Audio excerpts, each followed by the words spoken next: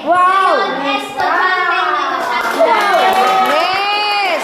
So, wag niyo mga tingnan as bata. Tama. Tingnan niyo po ako sa aking pananalita. Yes. So, kahit bata po ako, nilinya ko po ang negosyo ng Galit. first bite of the Natutunan ko po sa Module 5, Survive to Success, ay ang daming nangangahas sa pagbabago, Tama. pero mas marami ang hindi nagtagumpay.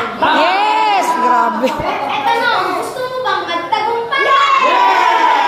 Gusto ka maniwala na magtatagumpay ka na hindi ka nagsusurvive. Hindi natural sa tao ang pagiging mahirap, kundi imbento lamang yan ng taong irresponsable At tamad. Yes!